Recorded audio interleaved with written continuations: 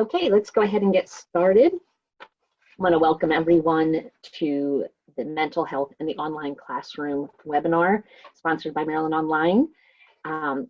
I just asked a few minutes ago, just keep in mind if you could mute yourself, that would be awesome. If not, I might manually mute people throughout. I will also be looking at the chat for questions throughout. So if you have any, please type them in.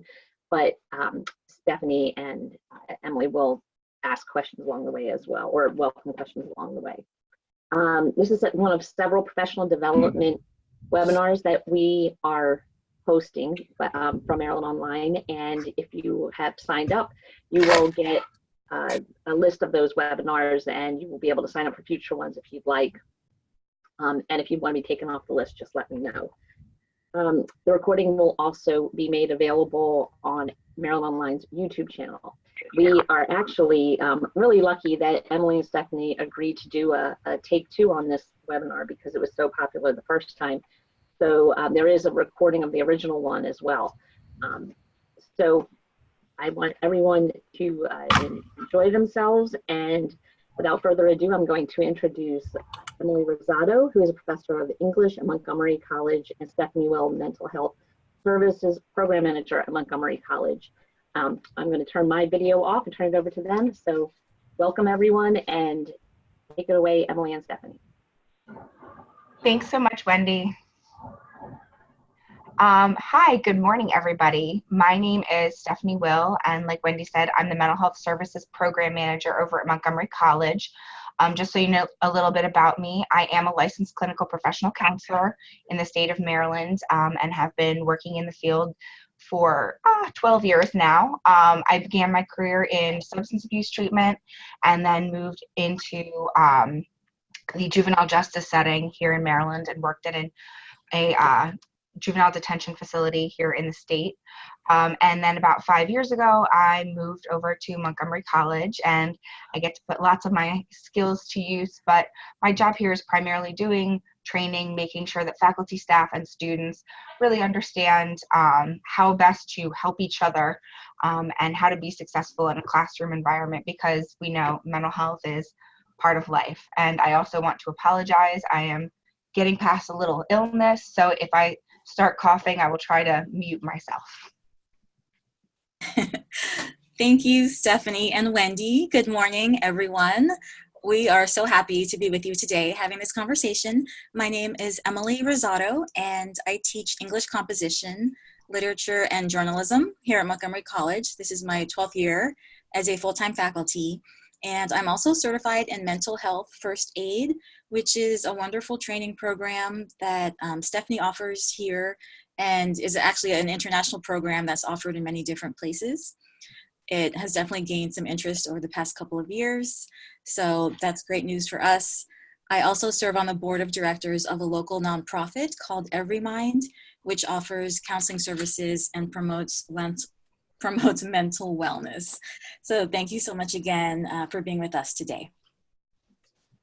We'll start by going over the objectives for today's webinar. First, Stephanie will talk about identifying the term mental health disorder, and we'll learn about signs of a potential problem. And then we'll shift over into recognizing signs, particularly in an online setting. And then we will develop increased awareness of MC resources for students with mental health concerns. And of course, since many of you are in different institutions, we encourage you to try to find out what those resources are in your areas. So what is student success? As educators, as faculty, as staff at institutions of higher ed, we are well aware that one of our main priorities is to ensure student success, and that can look like different things. It can be having students, trying to help them pass their classes. It could be making sure that they can demonstrate competency in different areas of knowledge, the ability to transfer those skills to the ability to transfer those skills to different disciplines and different situations in real life. but we also want our students to be resilient. And I'd like to pose a question to all of you who are listening, and you can type up your responses in the chat box. If you look toward the bottom of your screen, you'll see a little bubble that says chat, and you can type up your responses there. But my question is, what does it mean to you for a student to be resilient? This is a term that's gained a lot of buzz in the past few years, especially in the world of higher education. There's a lot of talk of students not being resilient and, how can we help our students to become more resilient? So I would just like to hear from you all. What does it mean to you? What kinds of qualities do you see in students who you feel are resilient?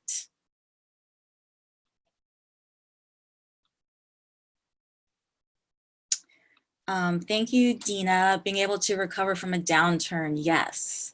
Grit, it's another term that we've been hearing a lot of. Being able to bounce back or adapt from unexpected changes, perfect. Professor Miller, the ability to persist, the ability to push through and work hard and keep going. Thank you so much. Yes, these are all great answers. The research has shown that students who are resilient are better able to adapt to change and cope with difficult setbacks, just like you all have mentioned. The ability to handle emotional challenges, that's really important as well. So just keep that idea in mind, and we will circle back to this idea of resilience later in the presentation. Okay.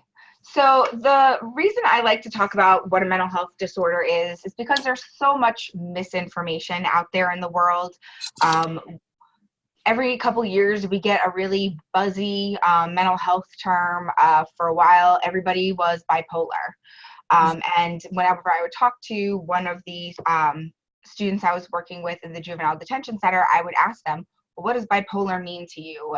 What does that mean?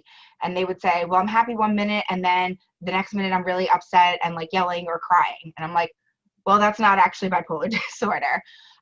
So currently there's a lot about anxiety that's going around. Everyone talking about they have an anxiety disorder. But the reality of the situation is, we all have anxiety. Every person experiences anxiety, but it doesn't necessarily mean we have a mental health disorder. Because when we're thinking about a mental health disorder, we think about the impact on a person's life. Is it impacting their relationships with other people? Is it impacting their ability to do their job or complete their schoolwork? Are they not able to get out of bed in the morning and take care of their children? Are they not doing their hygiene every day? And there are people with mental health disorders that absolutely can get up, get in the shower, and make it to school, but it's a real struggle for them. So this is what we're talking about with that impact. Mental illnesses really do impact a person's thinking, their feeling, their mood. And it really can have a negative impact on relationships as well. So, as we're talking, just kind of remember this decreased ability to function when we're talking about a mental health disorder. It's also really important to remember that mental health disorders are very treatable. About 90% of individuals with mental health disorder will go on to achieve recovery in some way, shape, or form. So this is also not a hopeless condition. I also like to talk about what is a mental health disorder. I kind of mentioned with the anxiety, but yes, we all experience a range of emotions at some point in our life. If you break up with somebody, we generally expect to feel sad about it for a while, right? Unless it was a terrible relationship, and then you might be like, ooh, I'm free. But for the most part, after something like that, we're going to be feeling sad. If we have an exam coming up, we're going to feel somewhat anxious about that. If we're not feeling anxious, we're probably not going to study for it, right? We're like, oh, we got this. And then turns out maybe we didn't. And actually, even passing suicidal thoughts are very common. Not that all people that have a passing suicidal thought would ever intend to act on them, but these things pop into our heads occasionally. And we also have to remember about what is developmentally appropriate at certain ages. We expect to see a more emotionally labile state for teenagers just because of puberty and all the hormones going on.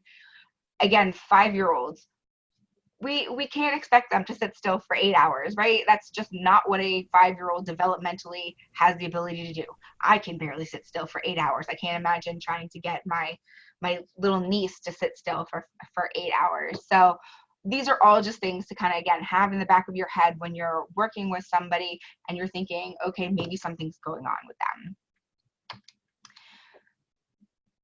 them. Ooh, excuse me, sorry. So how do we recognize that a mental health disorder might be happening? We're not teaching anyone to be a diagnostician here.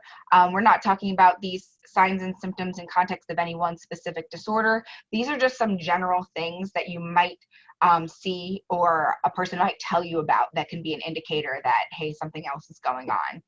And again, it's that change in eating and sleeping. It can go either way. It can either be too much or too little. Having low or no energy, like that motivation is really being sapped from them. It takes all of a person's mental energy maybe just to make it to class, and then they can't participate while they're there. Unexplained aches and pains is another big one. Depending on your population, again, especially talking about age differences and everything, sometimes when we don't have the emotional maturity or ability, the words to talk about what's hurting us mentally and emotionally, our body kind of turns it into physical aches and pains. So working in the juvenile detention facility, a lot of what we saw was headaches and stomach aches, and girls coming to me and saying, I keep going to the nurse, but the Advil isn't working, the Pepto isn't working. It's because there's something else going on, but because of either cultural implications or just their emotional intelligence, they weren't able to say, hey, I'm anxious about, or what, I think I might be feeling depressed. So it kind of comes out in that different way. Risky behaviors, smoking, drinking, unprotected sex. When somebody's talking about feeling hopeless, that's one of our number one red flags for suicidal ideation. So if someone's talking about, I just don't see that things will ever change, or there's no point in me doing this, I'm not going to be around, or, this just isn't important anymore, we need to start asking, follow-up questions and seeing what's going on with that person. Does it mean that they're changing their major, and so it doesn't matter if they end up not doing well in the class? Or is it, I don't intend to be around after next week, so it doesn't matter anymore? And again, some of those more thinking related things, being forgetful, on edge, confused, worried, scared. If you think about certain types of mental health disorders, if a person is experiencing hallucinations, that's probably a pretty scary experience, to be hearing or seeing things that aren't actually there, that nobody else can hear or see. Again, that impact on people's relationships. If they're talking about a lot of conflict with their friends and family, the severe mood swings. Again, it's not that 1 minute is this and the other minute is that. It's, are we seeing this over an extended period of time? Persistent thoughts and memories they can't get out of their head. If somebody was involved in like a major car accident and they keep talking about, I just keep being there, I keep replaying the accident over and over and over again. Anytime anybody's talking about harming themselves or somebody else, we need to 100% take them seriously, bottom line. And again, that ability to perform daily tasks and taking care of themselves, getting themselves to school, completing their homework, doing things in a timely fashion. What we also want to do is make sure that we are looking for patterns and clusters of behaviors. Any one of these things is something that anybody might do. Like again, currently I have been sick over the last couple of weeks and keep coughing myself awake in the middle of the night. So I've not been sleeping very much, and I have been very tired, and it's been very hard for me to concentrate. But I know that it's not depression, it's not anxiety. I know that it is something else medically that's going on with me. Somebody who might have a midterm, maybe they stayed up way too late trying to study for that midterm, so they're falling asleep in class the next day. So that's why we never want to take any one of these things and be like, oh my gosh, they're doing this one thing, they have a mental health disorder. We also look at changes from typical behavior, and as instructors, you guys are there with them a couple times a week, maybe every day, depending on the situation. And so you can kind of see, is there a significant change from the beginning of the semester toward the end of the semester? Are they decompensating in some way? And that could also mean that they go from a kind of very sad and depressed person to all of a sudden they're very happy. So it's not just a person going from, yay, I'm good, to now I'm not doing well. Sometimes we need to look at the other direction as well. And again, that interference with ability to carry out daily activities. Thanks, Stephanie. Okay, so of course, in an online setting, it could be a bit more challenging to recognize some of these patterns, but there are some things that we can keep track of to just help us be aware of what our students might be going through. So one of those first things, of course, is absence. This is timely right now because it's the beginning of the semester. If you have a student in your online class who maybe hasn't logged in yet, you know, it can be easy for us to just assume that, well, they probably changed their mind, maybe they want to drop the class, but maybe that's not it. And I think reaching out to the student, probably not through the through the course site, but maybe through an external email address, or if you're comfortable making a phone call, maybe, you know, just giving a quick call and leaving a voicemail, letting that student know that that they're missed and that they, you know, you're expecting them in the class, could really help them to feel more welcome. Also, late work, which, as you know, instructors, is always, you know, something that we struggle with. But late work, if a student is submitting all of their assignments late, it could be worth, you know, checking in with them and asking them, you know, what's going on? Are there some obstacles or challenges that you're having? Is there a reason why you're not able to submit the work on time? A change in pattern of participation, of course. If you have a student that is has been very active in the discussion boards, and then all of a sudden you notice that they kind of drop off, that could be a sign that maybe something's going on. Or even the opposite case, if you have a student that has been really kind of quiet, but then all of a sudden is posting nonstop, and it's almost, you know, like a little bit too much, you know, maybe that's also a sign that there's something going on. Hypervigilance, we probably are familiar with these students who are so anxious about the coursework, and maybe they email you with a question, and then if they don't get a response right away, you might get 4 more emails within the next 2 hours. And, you know, for us, that it can be a little bit jarring and draining, but I think that's a great time to try to have a conversation with that student and ask them, you know, how they're feeling about the course. Are they comfortable navigating the course site? Is there something that they are, just feeling insecure about?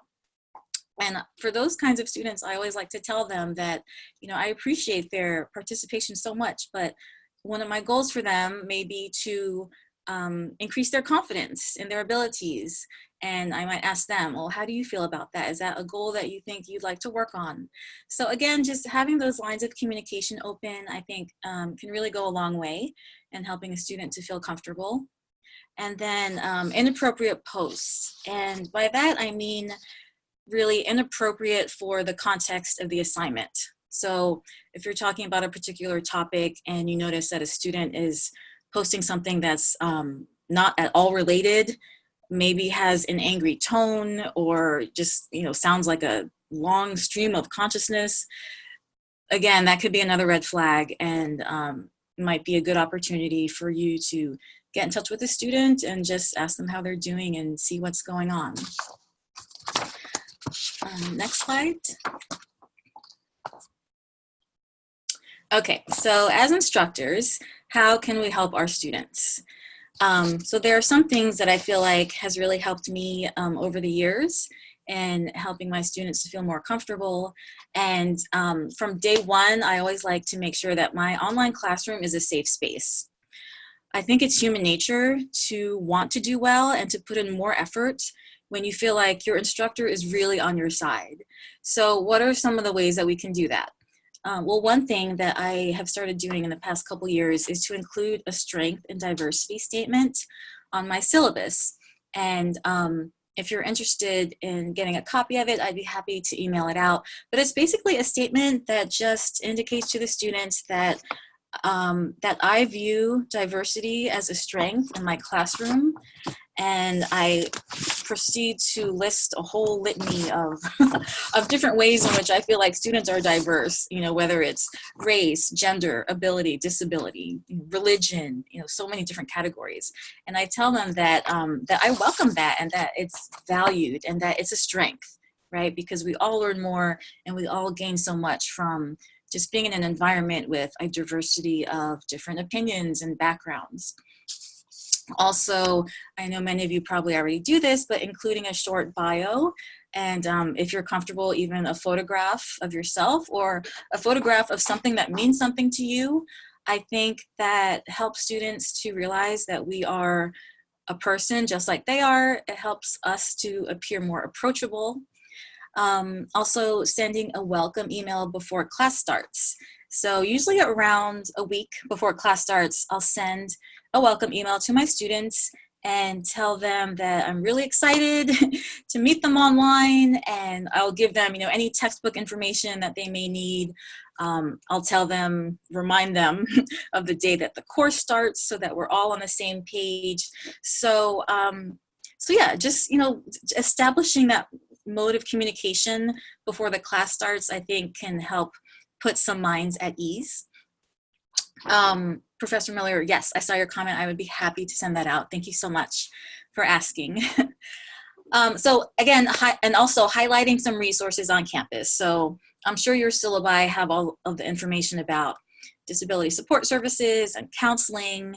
You know, we also have food pantries on campus. We have mobile markets. We have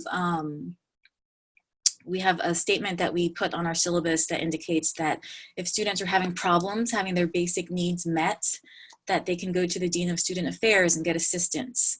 So again, making students feel welcome, making sure that they feel like they're in a safe space. I also like to include students in on-campus events. Even though some of them are not local, many of them are local, and many of the students actually take a combination of classes online and on campus. So extending extending that invitation to students to attend on-campus events like film screenings or other events that we have on campus, like Stephanie's area offers Mindful Mondays, which is a series in which students can come, practice mindfulness, you know, learn how to just slow down, take some breaths, do some breathing exercises. You know, just including students in those kinds of activities can make them feel welcome as well.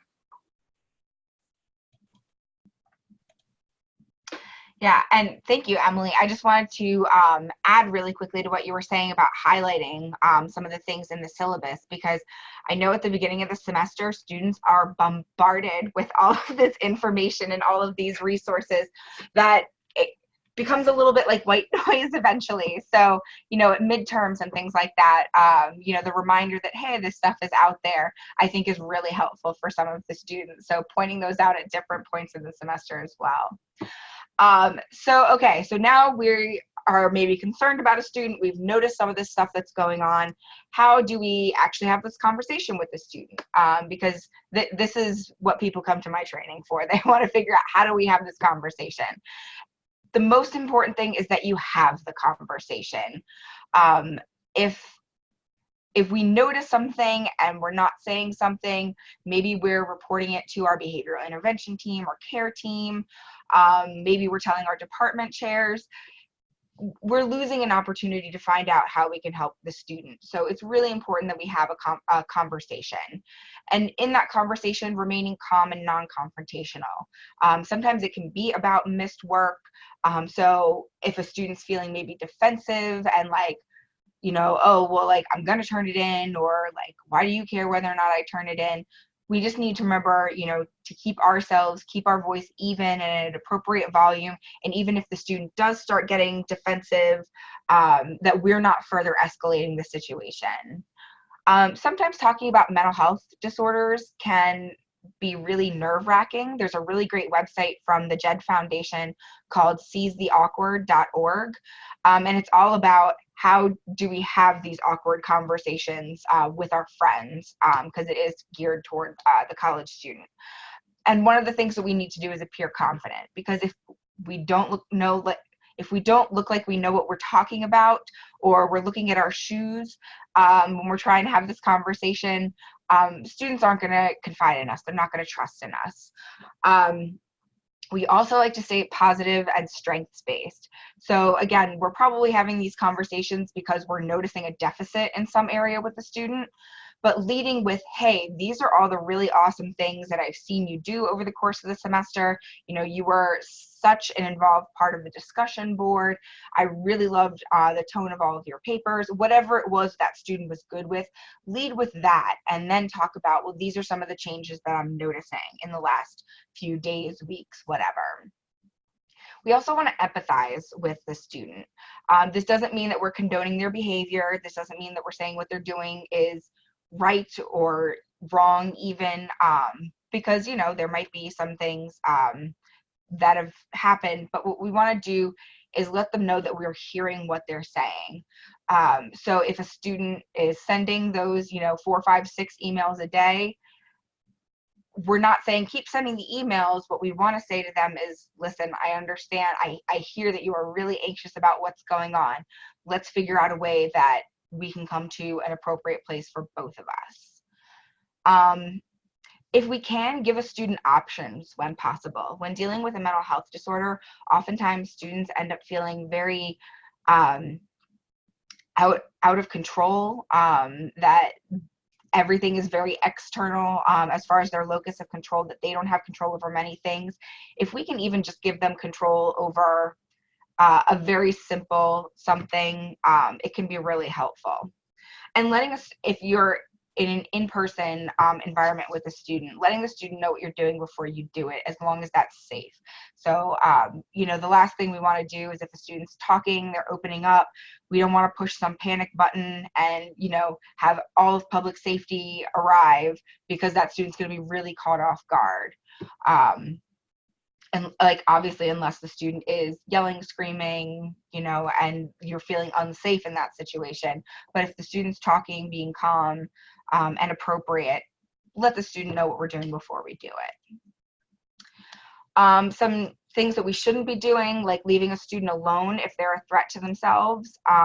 You know, we don't just let them sit in our office and then we sneak down the hallway to figure something out, because we have sharp things in our offices, probably, or the student might just decide, okay, I'm going to leave. We don't also try to talk them out of any feelings that they're experiencing, or any delusions that they might be experiencing. So if we start saying like, oh, well, you know what, this isn't that hard of an assignment, you know, this should be really easy for you. Basically what we're telling them is what they're feeling and what they're experiencing isn't valid. And we don't want to do that. We want to, again, empathize, recognize, okay, it seems like you're having a little bit more trouble with this assignment. Can you tell me what about it is making it more difficult for you?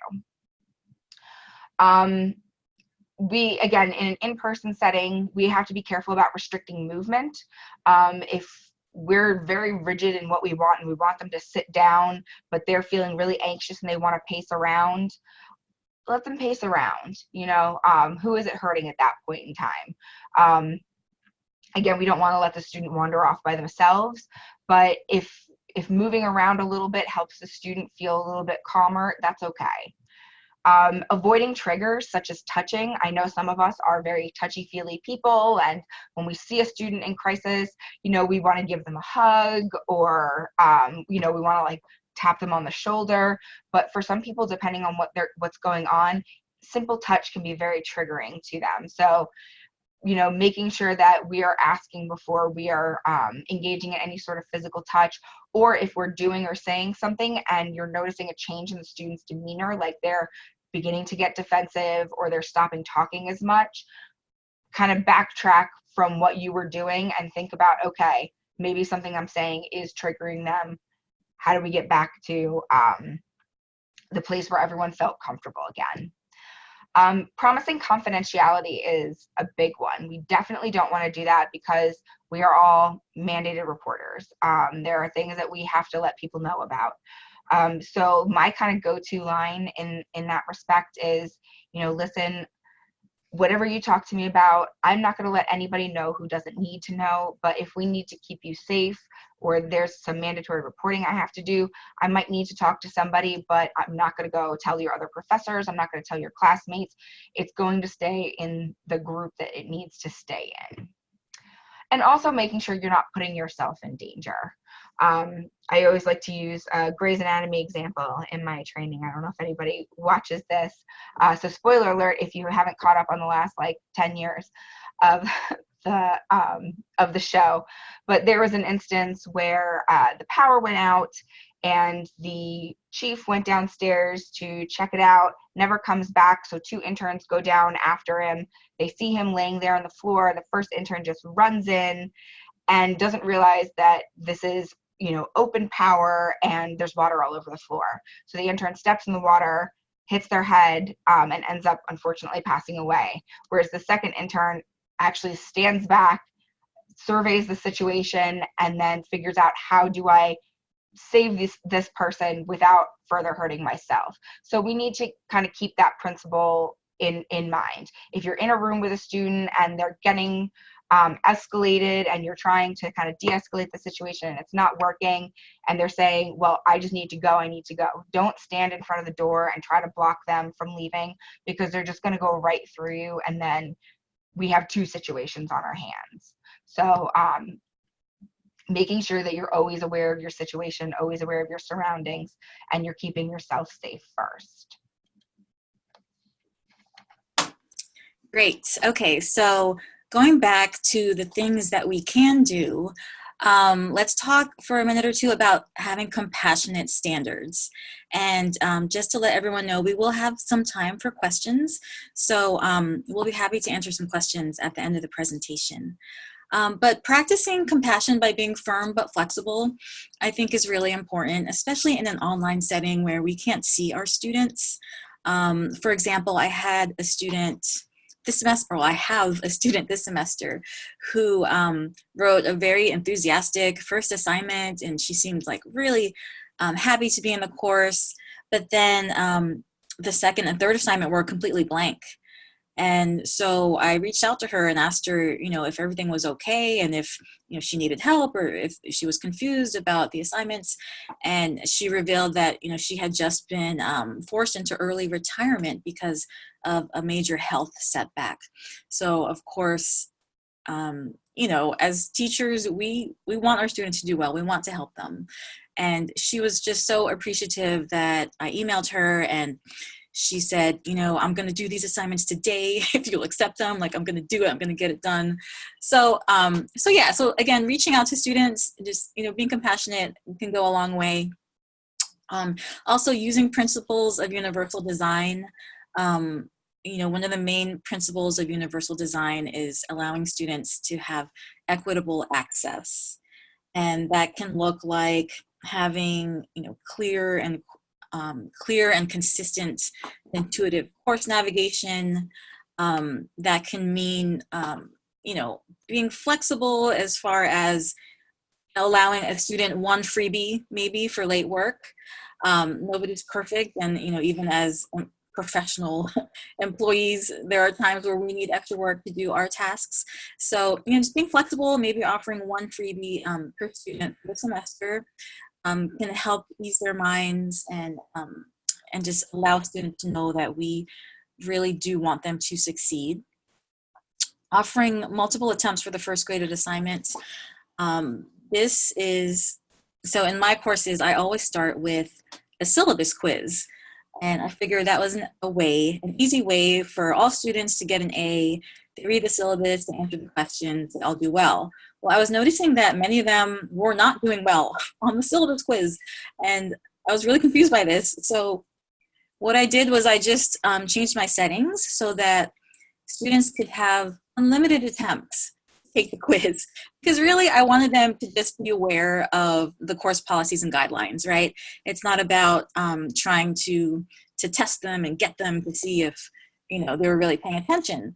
So by offering those multiple attempts or unlimited attempts, everyone can, not only get that information, but start the class with a really good grade, which I can personally attest to can go a long way in increasing your confidence. I am a first-year doctoral student this year, and in my first class, it's an online program, I was so excited to get that first perfect score on the first discussion board. You have no idea how long that went, what a long way that went in like developing my own confidence, because I've been out of school for 20 years. So yeah, multiple attempts for the first graded assignment. That also goes hand in hand with the next slide, offering low stakes introductory assignments that are graded. So I'm sure many of you have some kind of icebreaker activity in your courses. I like to do that as well. Those assignments are graded. And this semester, my introductory prompt was to ask students if they were to give a TED Talk, what would the topic of their TED Talk be? And I included a link to explain, what TED Talks are in case they didn't know, but most of them seem to know. And I got such great responses. It's a really good way to learn more about your students because, of course, all of their responses were great reflections of the things that they're passionate about, the things that they're interested in, and also the things that they feel good at.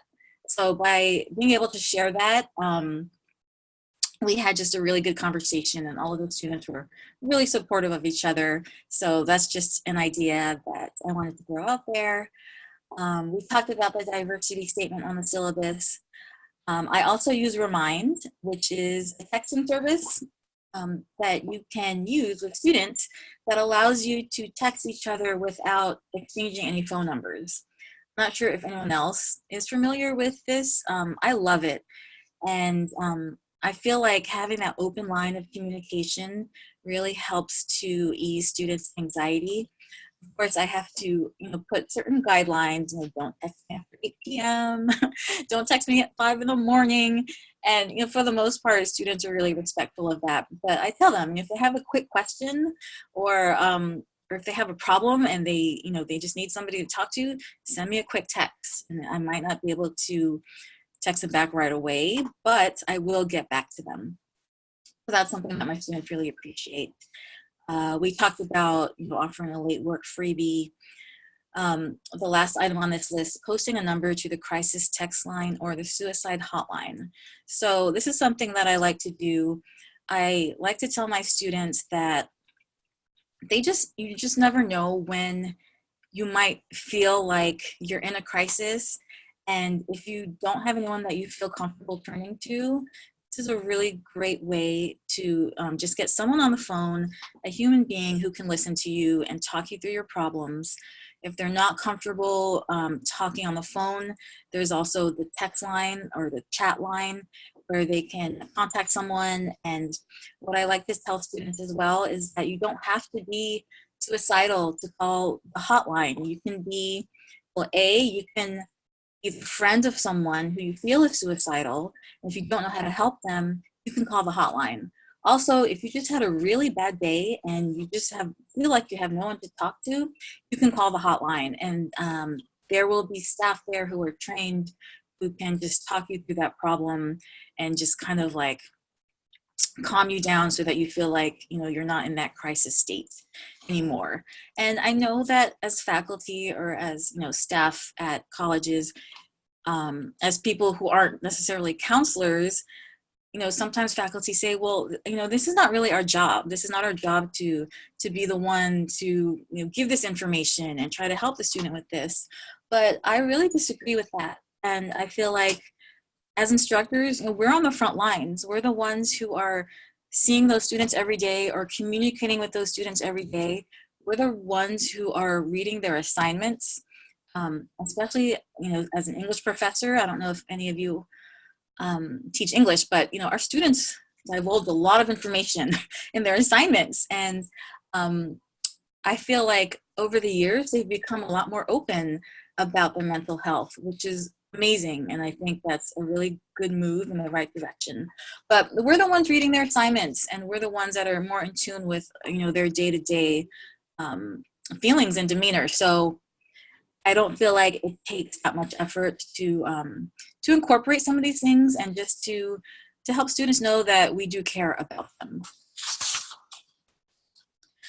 So some practical tips that we can implement right now, today.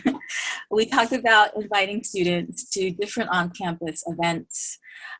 Stephanie's office does a great job of doing this and of reaching out to students on social media like Facebook and Instagram. To help students kind of keep on track, I give them a link where they can print out calendar sheets for free. I know not all students can afford to buy like those calendar books. And since online courses are usually so structured and have so many deadlines that it can be hard to keep up, I tell my students, print out some of these sheets. There are big squares where you can write down every single deadline for the week or for the next 2 weeks, and that can help them keep track. We talked about students who haven't turned in their works, checking in with them, making sure that they know that they've been missed and that you care, you want to know what's going on with them. Also engaging on the discussion boards. In the first few weeks of the semester especially, I like to get in on the discussion boards and reply to students and ask questions, just so they know that I am really reading their discussions. I've had students ask me that in the past, like, do you really read all these discussions? Do you really? And yes, we do. We spend a lot of time reading their work, so why not just jump in to the conversation and talk to the students on the discussion board. Another thing that I like to do is hold online office hours or virtual office hours. So it's just a couple of weeks that I dedicate to my online students, and they know which hours I'm going to be with my laptop and my phone in case they have questions. They know they can get a really quick response during those dedicated office hours.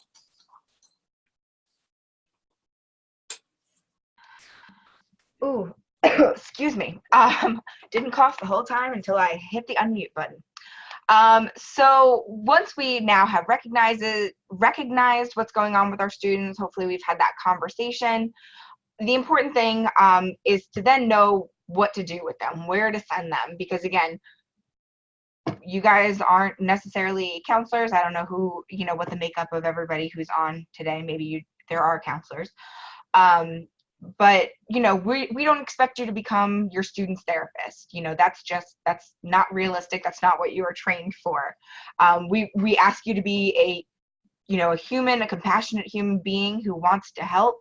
And that a lot of times is about knowing where to refer the student to. Engaging their support system is really important. Who are their friends? Who are, their family members? Who do they feel comfortable talking to? Is there a spiritual leader that they are close with? Oftentimes, again, in certain cultures, they don't believe in going to talk to a therapist, or they have negative views of going to talk to a therapist. But if they're willing to go talk to their priest or their rabbi, or somebody else in their spiritual community about what's going on with them, generally speaking, that's okay. The important point is just to help them engage with somebody.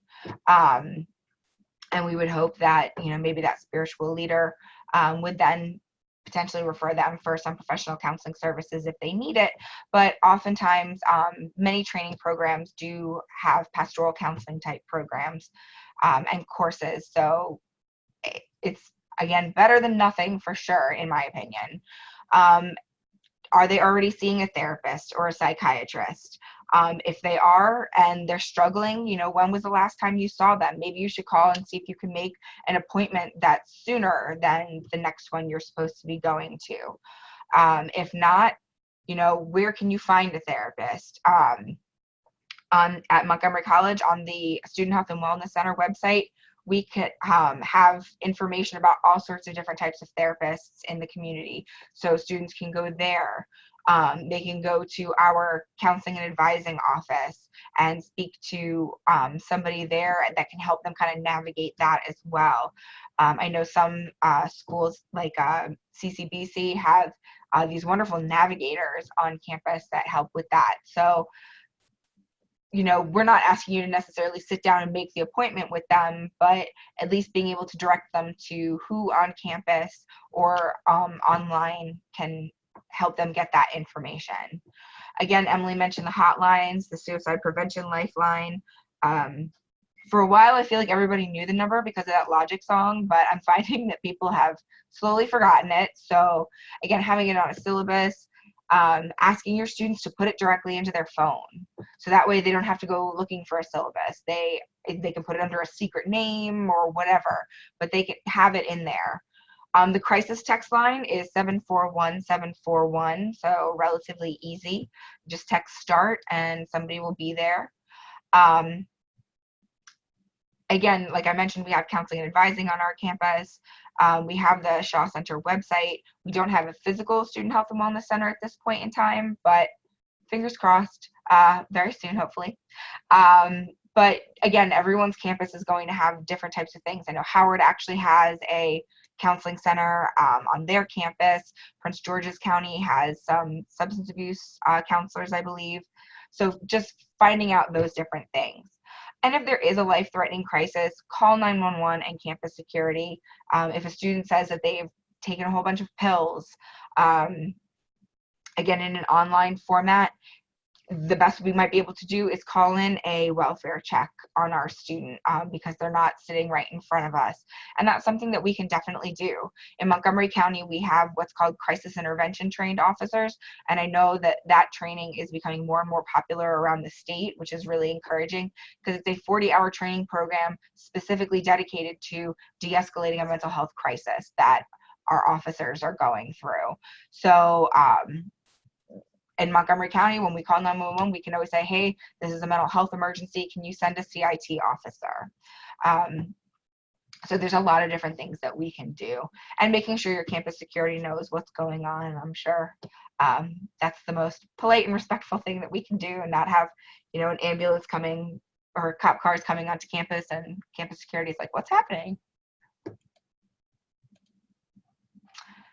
So that is the end of the informational part of our presentation. Again, if you're interested in some myths and facts regarding mental health, I also encourage everyone to look at NAMI's website, the National Alliance on Mental Illness. They're really fantastic. But Emily, if you have anything else, if not, Wendy, if there are any questions. If you have any questions, please type them, go ahead and type them in. And thank you for sharing your respect for diversity statement.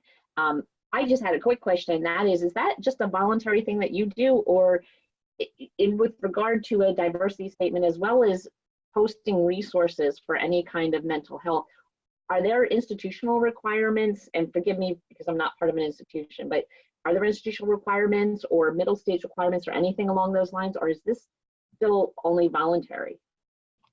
So that's a great question. So I spent a couple of years serving on our institution's Equity and Inclusion Task Force. And one of the things that came out of the task force was this recommendation for all faculty to include a respect for diversity statement on their syllabus. It's not something that is mandated or required, but it's something that we encourage. Okay. As far as, I think the second part of your question was about middle states. I don't think at this, go ahead. Well, I was gonna say, just say posting resources. Yeah, posting resources. Yeah, we don't have, Stephanie probably knows better. We don't have, as far as I know, any requirements to post anything specifically other than links to our counseling office. And from there, students can get the information that they need. Yeah, and in Maryland, there is a mandate that we have information related to opioid use and abuse available, but there's no mandate how that information gets out. So with us, we have it on our Student Health and Wellness Center website. Other schools might do that a little bit differently. Got it. And we don't have, and you pointed out, Dina posted a comment though, Title IX, we've been told never to say something would be confidential since we can't promise that, which, goes to the, someone's endangering themselves or others. Absolutely. That kind of thing. And then Emily, you posted that this is actually interesting to me. 988 is I guess that's the similar to 911, but 988 for mental health emergencies. That is not active yet. Right. This is something that was just approved by the FCC, which is really great news. It would probably take, I don't know, at least 2 years, I would think, to implement it. Mm-hmm. But it's good news. It's a move in the right direction for sure. Yes, recognizing that the resources are needed. So, does anyone have any other questions? Please type them in. If not, I want to thank our speakers. This was terrific. You guys are very knowledgeable and have given us a great deal of information to work with. And I believe you guys will be okay sharing slides again with the group. Yes. Mm-hmm. Yes. Okay.